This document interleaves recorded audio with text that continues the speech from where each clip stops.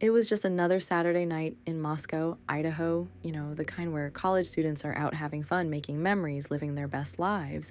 Kaylee Goncalves and Madison Mogan, both 21, had been at a local bar called Corner Club, while their friend Xana Kernodle, 20, and her boyfriend Ethan Chapin, also 20, had attended a fraternity party at the Sigma Chi house.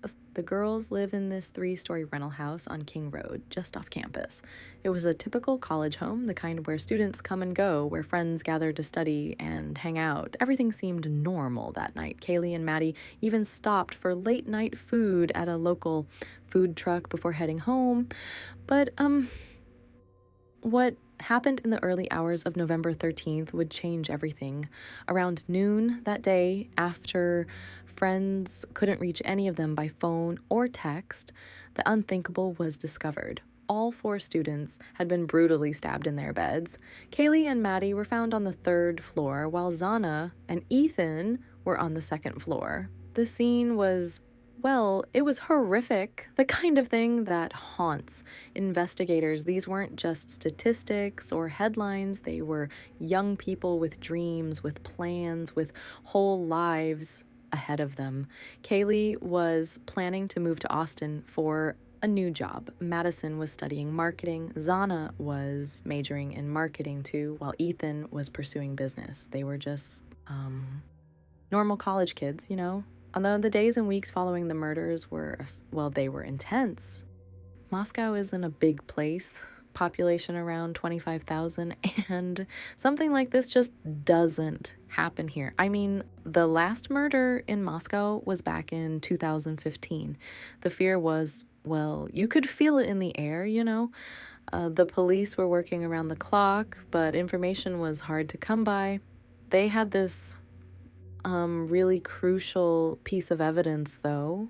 One of the surviving roommates, she reported something chilling.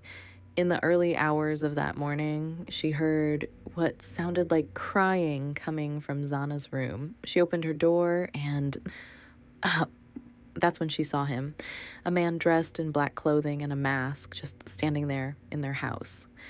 You know what's really haunting? She said she kind of froze, just stood there in a state of shock. I mean, can you imagine? The man walked right past her and left through the sliding glass door. She locked herself in her room after that, thinking her roommates had pranked her or something. God, if only that had been the case. As days turned into weeks, the fear in Moscow just grew and grew. Students started leaving campus early for Thanksgiving break. Those who stayed were walking around in groups, buying pepper spray, installing security systems. Local gun sales went through the roof. Everyone was looking over their shoulder, wondering if the killer was still among them. And the worst part, they had no idea just how close he really was. After weeks of what seemed like dead ends, investigators finally caught a break in early December. They announced they were looking for a specific vehicle, a white Hyundai Elantra that had been spotted near the crime scene around the time of the murders.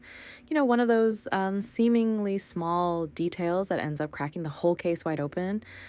And here's where things get really interesting.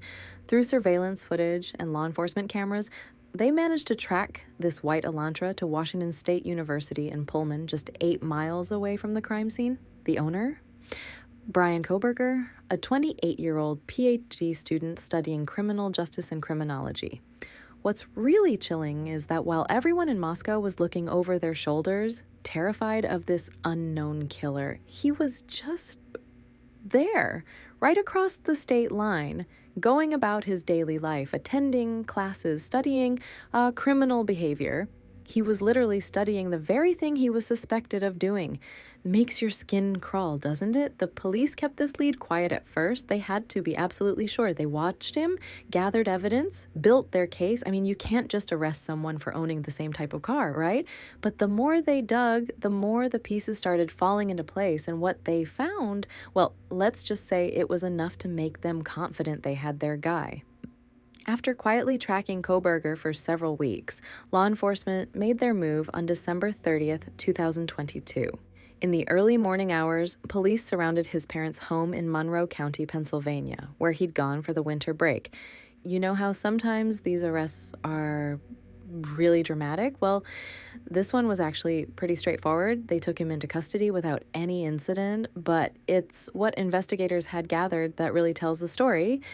First off, they found DNA evidence on a K-bar knife sheath that was left behind at the crime scene, and get this, it was just sitting there on one of the victims' beds. The DNA on that sheath, it matched a sample they got from Kohberger's family's trash in Pennsylvania. I mean, what are the odds, right? Then there's the cell phone data. According to investigators, Kohberger's phone had been near the victim's King Road residence at least 12 times in the months before the murders. And here's the thing that really gets me. His phone was turned off during the time of the murders, which, seems pretty suspicious. It's like he knew exactly what he was doing. But wait, there's more. Surveillance cameras from all over Moscow and Pullman captured images of his white Hyundai Elantra circling the neighborhood in the early morning hours of the murders.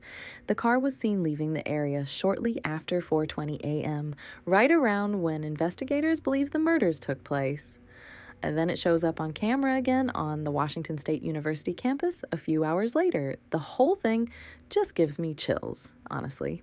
Here was someone who studied criminal behavior for a living, and investigators say he left behind this trail of evidence, digital breadcrumbs that eventually led right to him.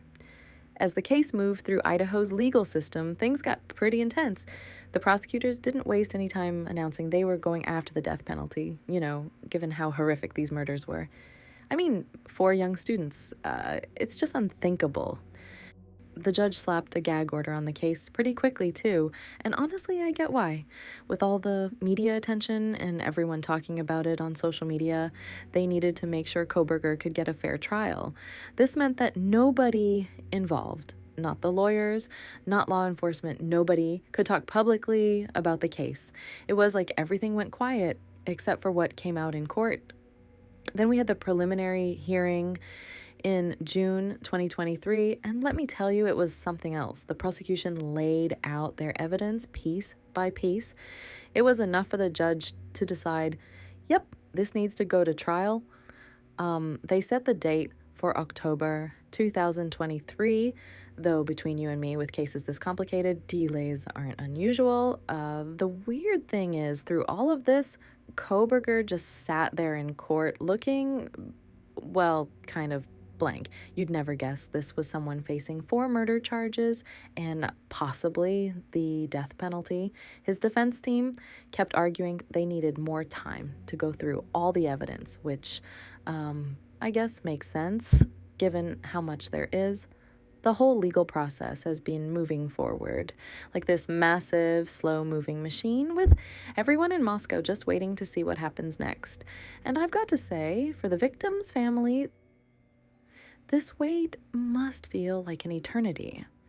This case, it's just left such a deep wound in Moscow, Idaho. When something like this happens in a small college town, it really shakes people to their core. Students who once felt safe walking home at night started looking over their shoulders. Parents who sent their kids off to college with hope and excitement started wondering if they made the right choice. The ripple effects, they're still being felt today. Local businesses have increased their security measures. The university completely revamped their safety protocols. And students, well, they just don't take their safety for granted anymore. It's like the whole idea of that carefree college experience got turned upside down overnight. It's crazy to think that in a place where everyone used to leave their doors unlocked, where people knew their neighbors by name, this could happen. And not just happen, but allegedly be carried out by someone who was studying criminal behavior just a few miles away. It's almost too much to process, but maybe, just maybe, some good can come from this tragedy. Colleges across the country are taking a hard look at their security measures. Communities are coming together, looking out for each other in ways they never did before. Thanks for spending this time with me today. I'm Luna, and you've been listening to Crime Intelligence. Stay safe out there, and I'll catch you on the next episode.